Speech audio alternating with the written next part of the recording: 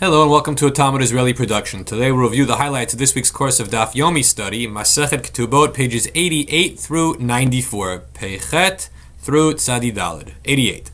Afilu Baal Chov, Shelo Yehe Kol Echad Ve'echad Notel Ma'otav Shel Chaveiro, Ve'holech V'yoshev B'dinat Hayam. So it is possible for a creditor to extract payment from a debtor even not in the presence of the debtor, that the lova, the borrower, is not around, but the lender is able to get his money back.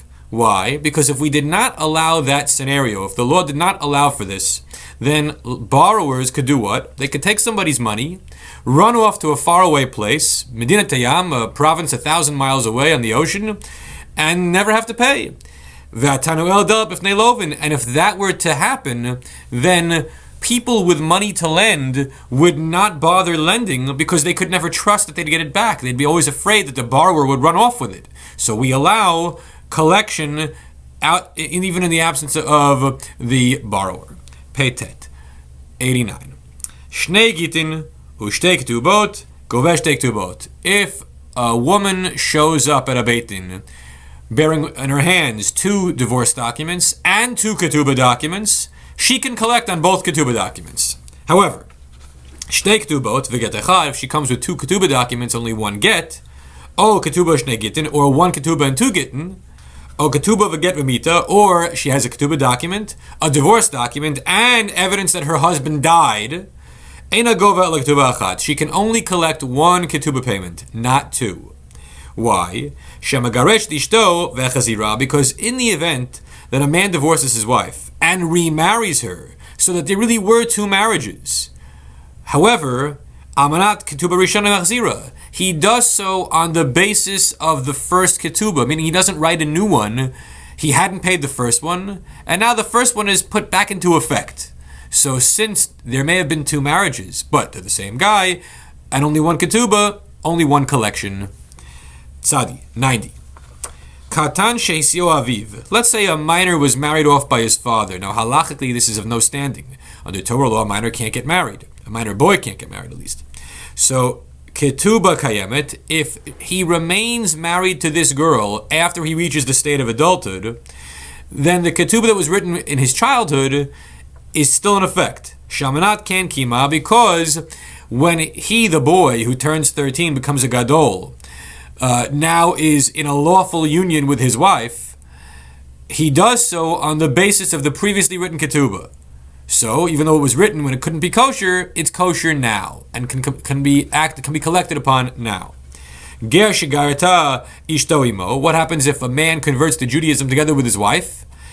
Ketubata kiyamat shamanat ken kima, and they had a ketubah from previously, and they continue to remain married, having not written a new ketubah, then when the time comes, at the death or a divorce, she can collect that old ketubah because he continued in the marriage with her on the basis of that existing document. Tzadi Aleph 91. Hal Gavra, there was a certain man.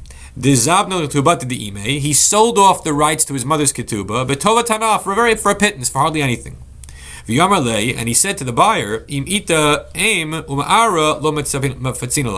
if mother complains about this, you don't have anything on me, meaning you don't have a right to complain. There's no going back, there's no undoing this deal. So the mother died, and she never complained, but he complained about it, that he's going to have to give up the money he could have inherited for the pittance of a sale price that he collected earlier. He has regrets, remorse over it. So Rabbi Bar Chama thought, well, actually, he could undo the whole thing because he stands in place of his mother, just as the mother could have protested. So too the son could protest. Amalei Rava, so Rava says, no. Granted that when the deal was struck, he took no responsibility for how his mother might react, achrayut for her behavior. But he did take achrayut, the responsibility for his own behavior, and he said he wasn't going to protest, so he can't protest now, and he has to simply give up on the ketubah money and be satisfied with the little cash that he got at the very beginning. Tzadi Bet 92. What happens if orphans extracted real estate from a debtor who owed money to their father. Baal chov chozev v'gova tan mehen. A different Baal chov, a different creditor, can then extract the land from the Yatomim, who essentially acted unlawfully in ripping this land away from someone as a means of collection. So they took it by force, it can be taken away from them. Tzadi Gimel. Misha nasu arba nashim. If a man was married to 4 wives, umet, and he died, so now they all got to get paid the ketubah, but there might not be enough money for all of them to get their ketubah. So what do? Harishona kodemet l'shniya. The first wife, she gets first crack at the assets. She gets paid first. Shniya l'shlishit, and the second ones get paid before the third one. The shisha l'ravit, and the third one gets paid before the fourth one. In other words, you just follow the order in which they got married: first, second, third, fourth. Rishon nishba l'shniya. The first one has to swear to the second one before collecting that she didn't previously collect and is now double dipping. And the second one has to swear to the third. The third one has to swear to the fourth. Everybody has to swear that they're not cheating the person who's behind them on line. However, the fourth one can collect without making any oath. Why? Because there's no one behind her on line. Okay. Sadi Dalid. So the Gemara says incredulously, are we in Jerusalem where they write down hours? The topic at hand is whether or not we care about the timestamp on a document that is dated the same date as another document. Let's say one was October 3rd, 2022 at 5 p.m. and one was October 3rd, 2022 at 7 p.m. Do we necessarily believe that the 5 p.m. one happened before the 7 p.m. one? So the answer is, in those places like Jerusalem, where the hour of the day was written on a star, then the hour matters. However, in those places where the hour was not typically recorded, then it doesn't matter which one happened first on any given day. It's not mentioned in the text. Two shtarot, two documents that have the same exact date on them, are considered equally important, and neither one has priority over the other, even if we could speculate which one happened first. Everyone have a great week.